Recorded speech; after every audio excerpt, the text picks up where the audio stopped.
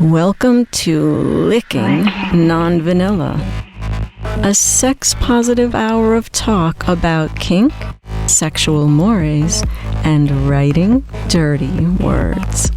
So grab a cup of cocoa, your favorite easy chair, and the lube as we go sailing into the dark, sweet waters of all things naughty on Licking Non-Vanilla with your hosts Ralph Greco Jr.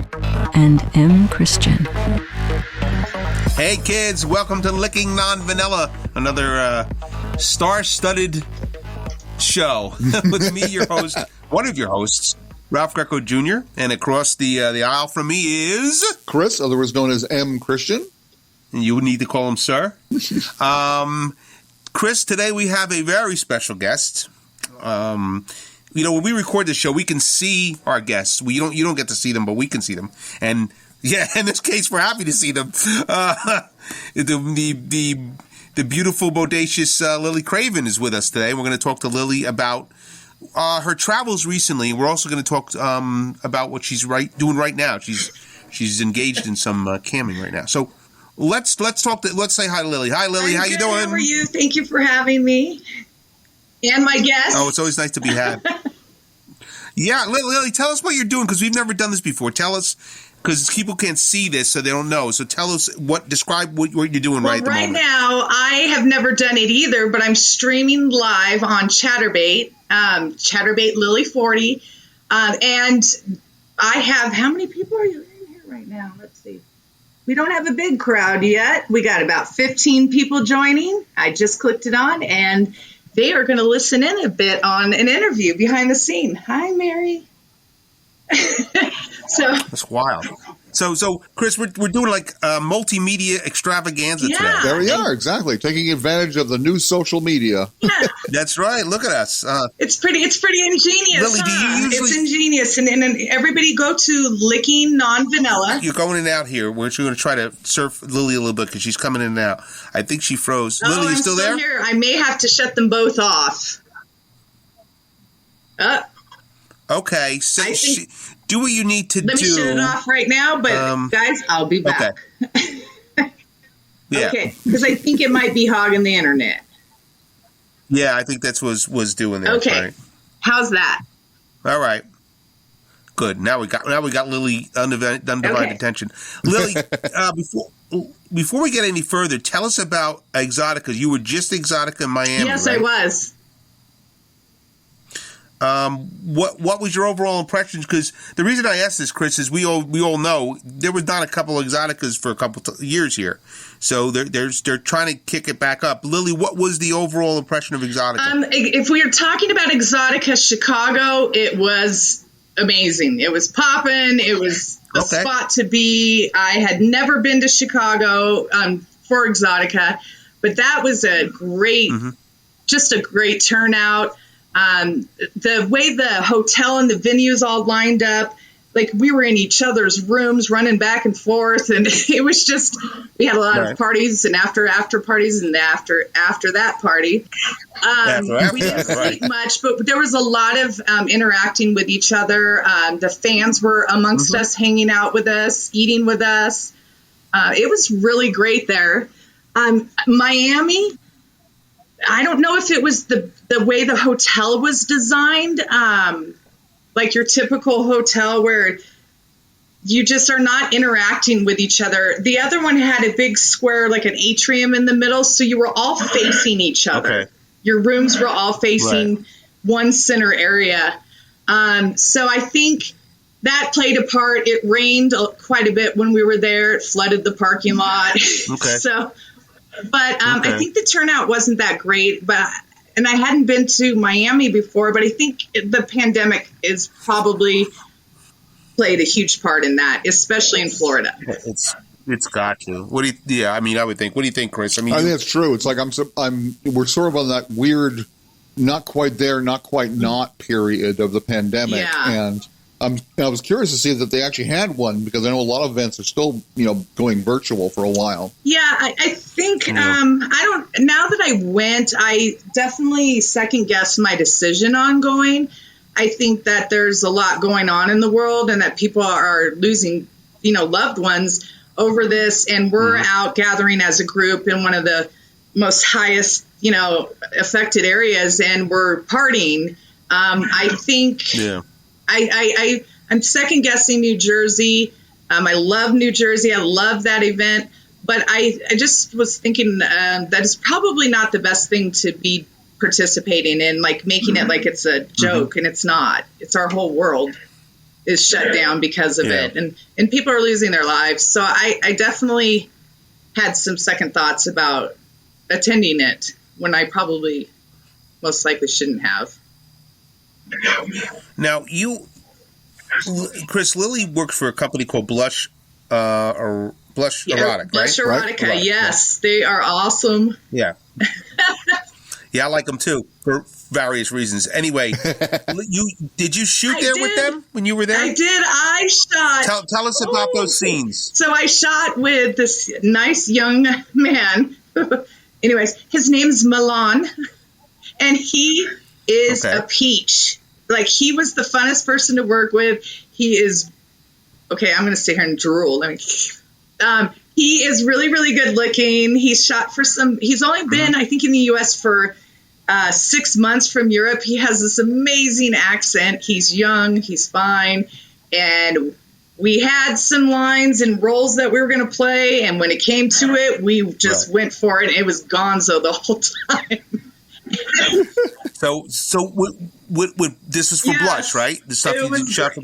Okay, so describe those scenes, because I know Blush, because you're shooting without there's a script that stuff comes later. With Blush, so they do voiceovers. So it's almost like someone's narrating, or it's almost like a novel's being read, and we are the sex scene that accompanies the voice. And they have amazing voiceover, actresses and. Right. So our scene, we were just gonzo, like we just went for it and just were fucking like crazy. But usually I'm not submissive. And with him, I was like, spit in my mouth. Like, if anybody knows me, I am very reserved. I don't have sex outside of the industry. I'm monogamous. Overall, it's just my personality. It's who I am and my belief system. And I was a slut. It was great. I was like, let him smack my face. I'm like, do it again. Like, I would usually I'd punch him right in the dick, but I didn't. He was great. Right. It was an intense scene. Well, because Chris, when we initially set up Lily, and I was talking to you about her, because I was on her show about a week ago, right? Yeah. We recorded it, and to start the show, we had a little phone sex, and it was fun. It was just she was playing around, but that's her usual role, right? The usual role is the mommy-dommy. I'm very much right? I do the extreme mommy fetish. I definitely do. I love playing the role play with mommy. We were discussing the fact that it's not. They don't want to go fuck their biological mom. They don't want. Yeah. But it's the same as the daddy fetish. I don't want to go fuck my dad, but I might have a daddy, you know? So it's the same concept. It's a dominant woman, an experienced dominant MILF, and that's where the mommy comes from. It is not from actual incest. Right. Well, Chris and I go through this all the time, because Chris and I, we write a lot of role play stuff, and you're often chastised for that, because you're like, well, what are you guys writing? What's this about? And we're like, it's got nothing to do with what you think it's got to do with. This is it's on a whole different level. Oh, absolutely. It's very confusing to a lot of people, unfortunately. It is. It doesn't matter if they're young or if they're old. It's a fetish that you can't necessarily, or you wouldn't necessarily act out. So if you have some young guy who has a MILF fetish, he's not going to go try to fuck his best friend's mom. He's not going to hit on his stepmom in real life. And even at the grocery store, he's not going to run into some nice older woman, because I've never been hit on by a younger guy. So when I got into it, it really surprised me that that's most of my following. And I'm like, what's going on here? It's a fetish they won't act out in real life, so they come to me. Lucky me. And I have lots of sons. Lucky you. So Lily, you just as we got on, you were on Chatterbait, right? Is that where you were? Yes. Okay. Yes. So explain to our listeners what your main gig is during the evening hours, where you are and what you're doing. Okay, during my evening hours, I usually do person to person. Like my followers contact me directly. I run a Facebook group. It's pay to play. It's like unheard of in the industry, but I've been running it for about 4 years, I would say now.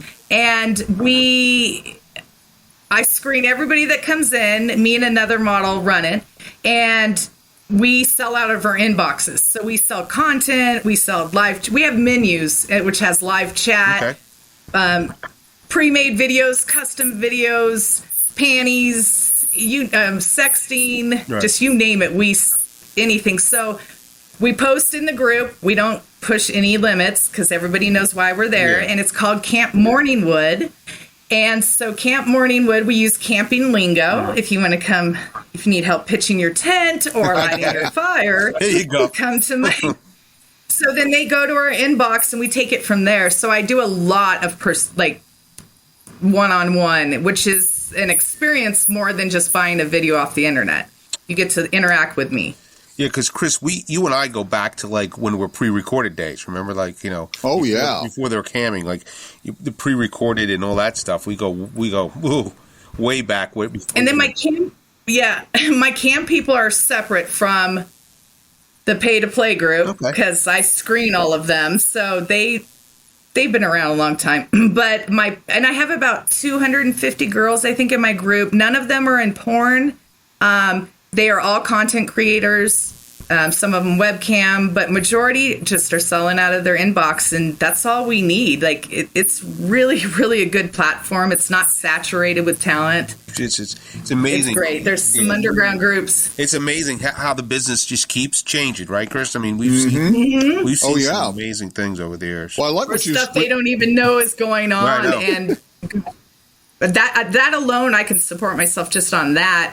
That was a big deal during college when I couldn't cam regularly. You have to be consistent with webcamming. So when I was in school, that's how I did it. I was underneath my desk. I was underneath my desk selling, photos and videos, and that's how I made it. Wow.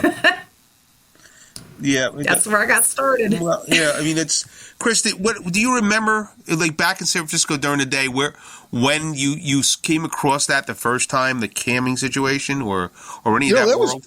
It's relatively new. I mean, there was a lot of people who were doing like phone sex, and then with the advent of the internet, there was like various little porn sites would pop up. But it's relatively new. I'm not sure when it's actually started. One thing I really liked what you were talking about was the idea that you should diversify as far as your income streams. Ralph and I talk about this all the time. It's like if you have one gig, that's sweet, but when you're self-employed, all it takes is a hiccup here and there, and suddenly, ooh, crap, amount of out of an income. And OnlyFans, I was going to say OnlyFans is a perfect example because they're kind of like, they've been like dicking people around for a long time, or whatever the gender-neutral term it would be. But yeah, they're just, so it's nice to have like so many different platforms now and different options, just in case one of them decides to be weird. Yeah. I think it's necessary to first have your own website. You need to have your own platform that you run it.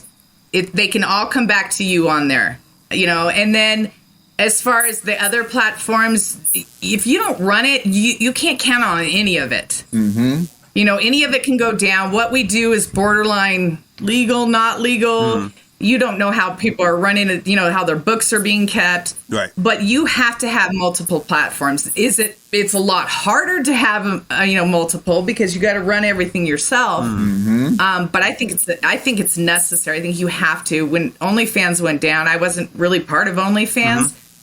A little bit I am, but really I have all the rest to maintain. And I think a lot of people go, well, why aren't I making money? I'm putting, my pictures on or my videos. And it's like, it's a combination of this platform, all of this put together that will make you an income, but not anything one alone. Yeah, I think that's true. And I feel for everybody who went through that with OnlyFans because I know people personally that is their main, that is it. That's their income. And we were all like surviving. I mean, it's such a positive thing because it's not hurting anyone, first of all, but during the pandemic, like they were being resourceful and finding ways to create income and not going to our government or breaking down or losing things. It was helping so many people. It's just really disappointing that it went down the way it did. Well, so you put your eggs in one basket, you better watch the basket, So exactly. Yeah. But it's sorry. Yeah, it's just one of those things that a lot of these, girls are not going to go on to do porn. They're not interested in it. It's not what they believe in. They don't want a webcam. They just wanted to sell their videos, their homemade videos. And there's a lot of other platforms you can use. I don't think anything will be like OnlyFans, and I don't think OnlyFans is going to be the way it was. Yeah, I know. And we got to stop searching for the other OnlyFans. Right. We've got to look for just something different. Right, exactly. And a better mousetrap. You can't recreate it. Yeah, better mousetrap. That's the problem is they're trying to recreate an OnlyFans, and that was just a phenomenal. Like it just happened. Yeah. It wasn't intended. It wasn't. So it's just it's a shame it ended so quick for so many. So let's talk also about the fact. I mean, you shoot scenes. You're doing the camp, and then you're doing the cam, and then a lot of stuff. But you're also doing a radio show. Let's talk about the radio show a little bit. 'Cause I was on it, My radio show. and I was really flattered to be on it. You and I connected pretty quickly because you were looking. Yeah, it was fun. Yeah, we had a great time. I swear I got suckered into this because the owner of K97 FM radio, he tells me that he had interviewed me, and then we had chatted about me sending him some photos and stuff for the website, like to put me on there. And he had said that he was overwhelmed with these 3 stations. He had to interview someone. I'm like, oh, I know who that is. So he's all, oh, you want to interview him? I was like, oh, sure, I'll do it. Right. Just no big deal. Interviewed. And then he's like, can you do another one? Can you do? And it's so for the last few months, I've been like randomly interviewing porn stars. Right. And there was no set time. He just throws it on the radio and it's like, okay. But it was me who opened my big mouth and said, God, this is boring. Like it's just the same thing over and over again. So I was like, what if I created something? I'm like, how can you liven it up? I'm audio only. And I was like, well, I need to create a visual. Yeah. Number one, because men are visual creatures, aren't you? Yeah, I guess so. I've got the visual, and then I have audio only. What sells? Sex. Right. So phone sex. And I decided I would try to capture the listener in the beginning. That's sort of a marketing technique, and get them with phone sex. And so I figured I interview anyone industry related, behind the camera, in the offices. It don't matter who you are. And so I have phone sex with them for the first 2 minutes of each podcast. It's really fun. It's actually, as you can imagine, there are a lot of characters in this industry. Yeah, no, it's a fun way to start it. I think Chris and I are going to do that then. We're going to start. I love it. Let's do it. Right, Chris, we'll just do Chris and I do each other. That's what we'll do. You know what? I thought about that. I was like, what can there's not very many female. There are female, like, there's Coral and Jewel. Yeah, and there's Coral. Tanya. Yeah, we had Coral on the show. Doing it. Yeah, we did, which is wonderful. But she's great. Yeah, and so there's people who are female, but I was thinking, what do I have a one up on men? Yeah. Phone sex. You guys can't do it. True. Yeah, there's. It would be very bizarre. Yeah, there's very few PSO males out there. Actually, it's a very and. Yeah, you would be like, hello. Like, hi. You'd be like Barry White, who loves you, baby? Like that kind of thing. Oh yeah. So my start date was supposed to be the 15th, but I was in Miami. Okay. And then we're setting another one. I didn't realize all that went into it.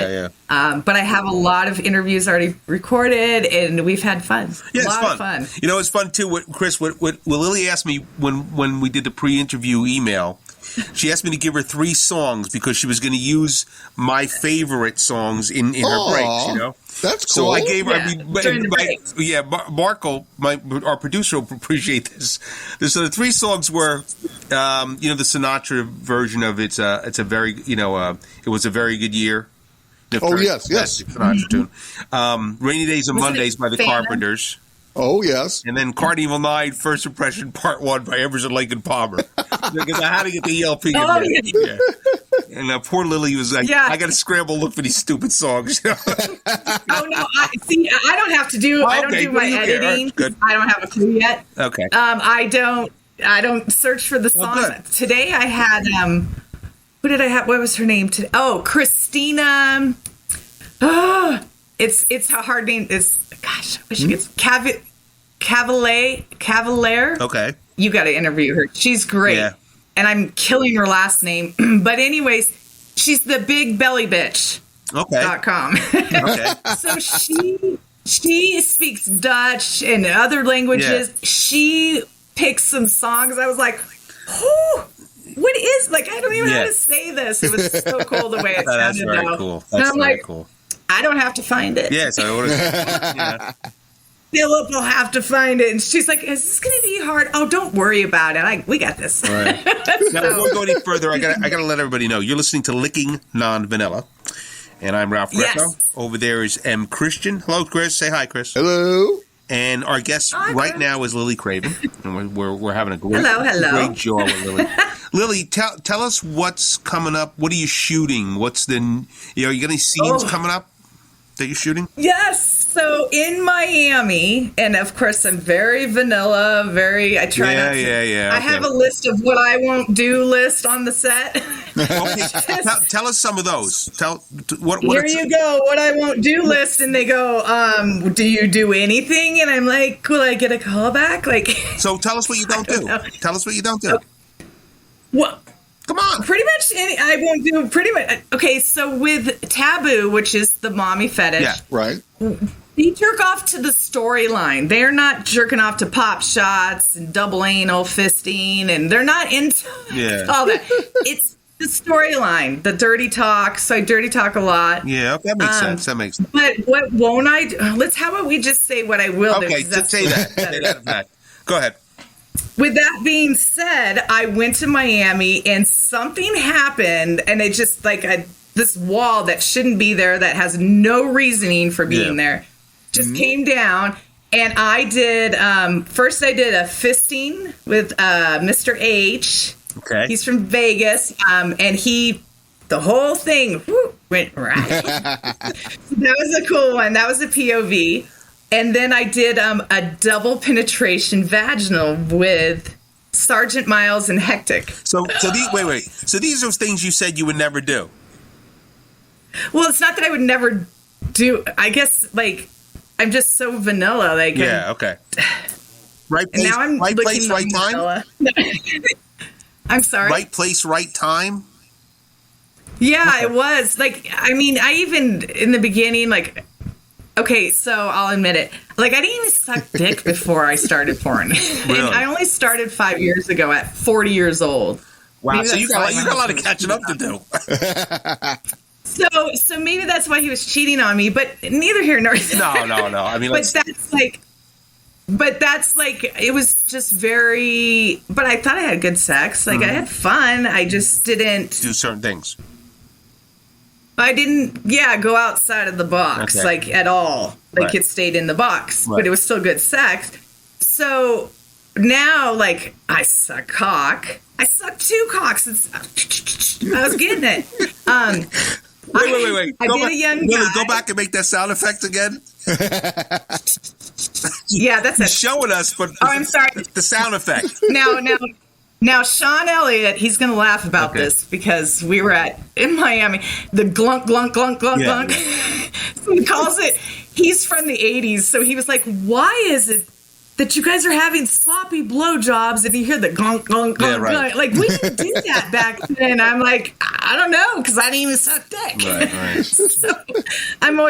So now he calls it glunk, glunking. Glunk, glunk, okay. So he goes glunk, glunk, and we know what he's talking about. But so I did all these different things, and Tadpole had an orgy with 10 people, and they invited me to do the media. So went there. Right. Let's talk about this orgy. I went to do this. I was the only media. I had never seen anything like it in my life. It was a lot. It took, and they wanted me to interview them while they were fucking. Okay. So it took me an hour to think of one thing to say, and the first thing I said was, "So, how does it feel to know that your wife is getting fucked over there?" Right. Like, I couldn't think of anything. I'm like, ah. So, yeah, that was a lot. There was double fisting assholes and the smells and the sights. And I'm thinking that it's got to be. it was one of a kind. I'm glad I did it.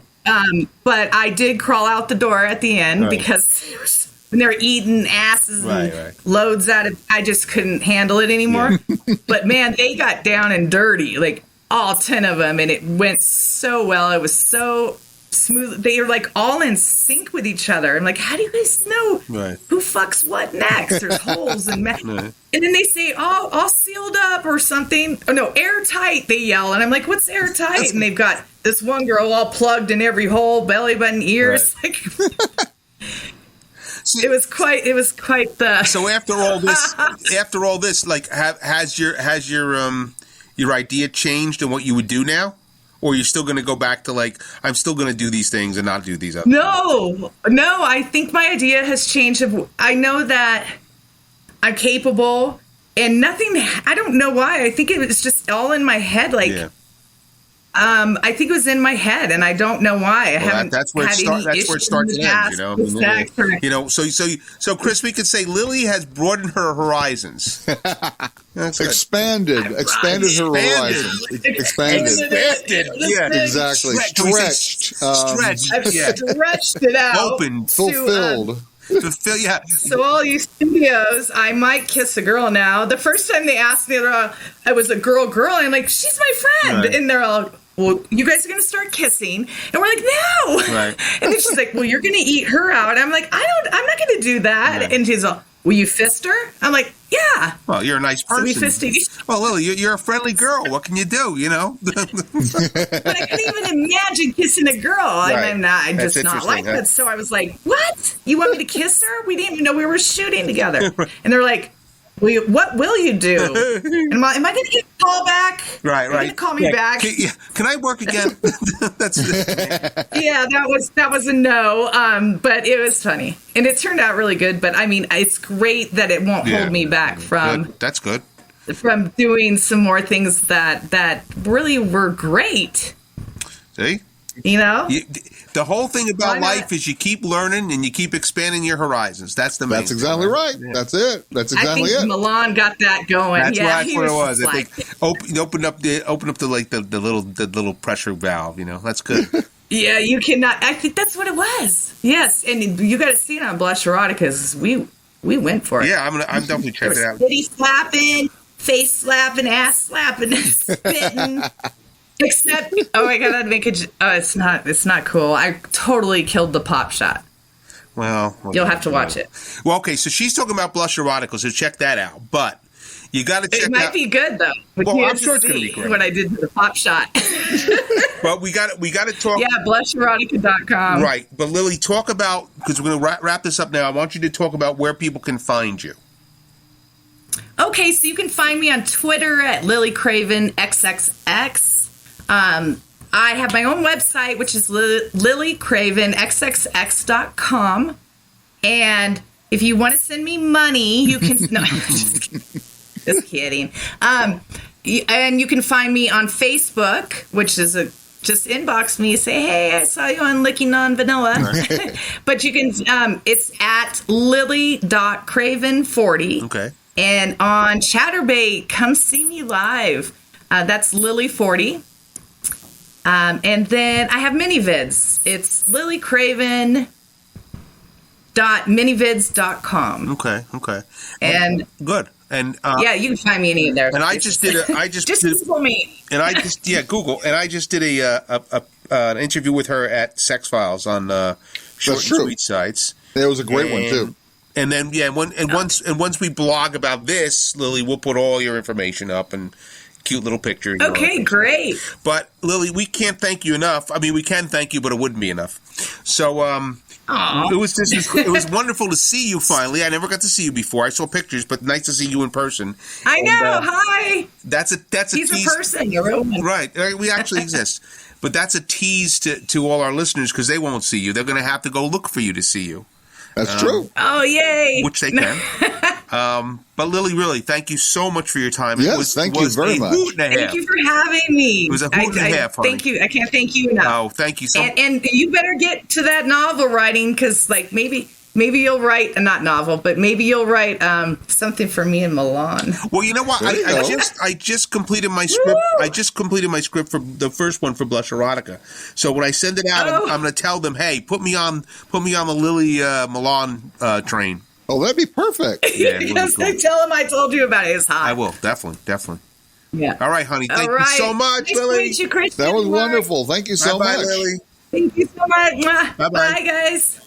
Happy Friday. Happy Friday. Have a nice weekend. You too.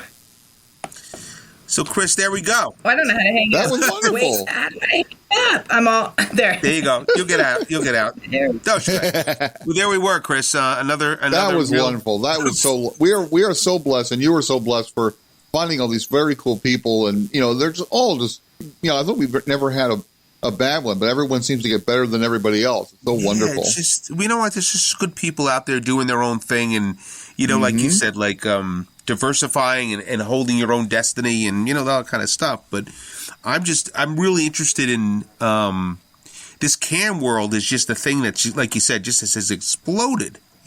Oh, it's ridiculous. It's everywhere. And again, what's cool too is like a lot of people don't even do explicit stuff. Right. They're interested in just doing like sensual or just kind of, once again, kind of doing like clothes stuff. And it actually makes a lot of sense too, because when you do non-explicit, you won't run the wrath of crazy sites like OnlyFans. Yeah, right. And but I think that's really cool. Yeah, she's got a lot going on. I mean, it's just in the progression of like the last 20 years. How things have changed, I mean, you think about back in the day. Where were you going in the mid '90s for this kind of stuff? You weren't going anywhere, right? What were you nowhere, doing? Nowhere. I mean, the only thing I can think of is there was like phone sex. That was the only thing that was still around. Yeah. Sometimes live, sometimes recorded. Right. Pretty much the standard porn route is the only thing you possibly could do. Because cams, like I said, are relatively new. But yeah, for a while there, it was kind of like, the one thing that is kind of a parallel is that these are the early days of websites. Yeah, yeah.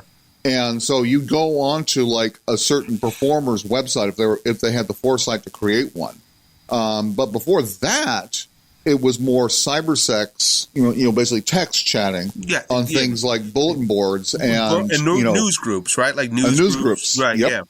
Yep. Yeah. And I distinctly remember coming across a bunch of performers who were doing that kind of thing. And, they would do that and phone sex and maybe send a photograph by the mail, or sometimes, because I still remember like waiting like 20 minutes to download one picture, the good old days of the internet. But, it's just fascinating how this has happened. And you're right about OnlyFans, because OnlyFans started it, but they're really not the best. There's tons of other ones. Now there's a ton of stuff, many vids and everything she was talking about. Yeah. Oh, yeah. I mean, it's just amazing how it's changed, and like you said, in the information and then, going from like news groups to, and now it's just wide open. Oh, and, absolutely. I guess guys that were like us that were into fetish and niche stuff, it was good and harder and easier in some ways, but now it's just blown wide open, and somebody like Lily came to it relatively later, but I remember when we were talking to Octavia Hunter, who was the porn star in the 90s. Very early on, she had a buddy who had somebody who bought up her domain name. This guy was buying up a whole bunch of domain names before anybody even knew what the hell that was. And she said, all of a sudden, these sites were appearing, and we'd have the rights to that stuff. And she said, this guy had the foresight to do it. So there were some people in on it early on, But girls like Lily can make her own way, which is great, Oh, I think it's wonderful. Yeah, just kind of, you're master of your own domain, And I like too. It's like, she's once again, she's very smart about doing this because if you diversify, you break your things up, and also just kind of like try new things. It's less like us with a podcast. It's like you don't know what's going to work until you do it. And the only drawback I think about doing multiple platforms is you can't just let them go. So you can't do exclusively one and start another. Because if something does go down, then you have to rebuild your whole audience. Yeah. Again. So it's a little bit of work, but I think it's always worthwhile. Yeah. And it's one of those things you just find what's working and you kind of shift a little bit and you make some adjustments to what's going to be good for you and just keep going. But it was she's very informative. She's one of those people who this is what I like about the people we have on. There's no bullshit. They're going to tell us the truth, which is what we want to hear, because if people are listening to Licking Non-Vanilla, some people may be in the industry, some people may just be casual, casual interest in porn. Somebody could be a connoisseur, or just the everyday guy and girl. So we want to be able to provide as much information. If you want to go find Lily, you can. If you want to do what Lily does, it doesn't matter, or work with Lily. You people like us do. We work with these people all the time. Provide scripts. So I don't know, Chris. I think we had another. I look at the clock. I'm like, man, the time just flew by. That's I know. You get a good guest on. That's what happens. So. I completely agree. It's just like you just lose track of time because these people are. Everyone has been so wonderful, so interesting, pleasant. I mean, if any could give any message to anybody who wants to know anything about the adult industry, it's just like, don't think of it like the adult industry. Think of it like just a bunch of people. Yeah. That I think in some ways are maybe like a little bit more pleasant than other industries, but they're still human beings, and they want to produce by and large want to create a good product and make their fans happy, which I think is really quite admirable. Yeah. And we're just all trying to get by and, carve a little piece of it, right? And just, don't get in anybody else's way. Because everybody we've met, like she just mentioned Coral and Jewel, and everybody we've met that knows everybody else, everybody gets along. Everybody seems to get along, I mean, we know writers that don't, but generally we don't. That's always a red flag. When you get to a writer who doesn't get along with people generally, then you start to wonder, well, I don't know if I want to even hang out with or talk to this person because I don't know where they're coming from, Yep. Always a red flag to me, like, why do you have so many problems with people? Like, maybe it's you. Maybe it's not, maybe it's not everybody you come in contact with. Maybe you're the problem, Exactly. Exactly. Yeah. And that's the thing. It's like, it also just makes sense. Not only is it just good for karma, but you don't know at any point who can you don't know what's going to happen in the industry or the world for that matter. And the old maxim I always like is like don't step on anybody on the way up because you don't know who you're going to meet on the way down. Yeah, no kidding. And it sounds a little Machiavellian, but I always think it's like it just makes sense. It's like why piss people off? I mean, if you're just nice to people, I mean, it'll come back to you, and help you. Well, I always take the advice that Patrick Swayze said in Roadhouse: "Be nice." Exactly. They said to Patrick Swayze, "What do we do? We have to, because it was that movie about there were the bouncers, and they kept saying, well, somebody mouths off in here, or we get in trouble. What do you do?" And Patrick Swayze kept going, "Be nice, be nice, be nice." Exactly. Yep.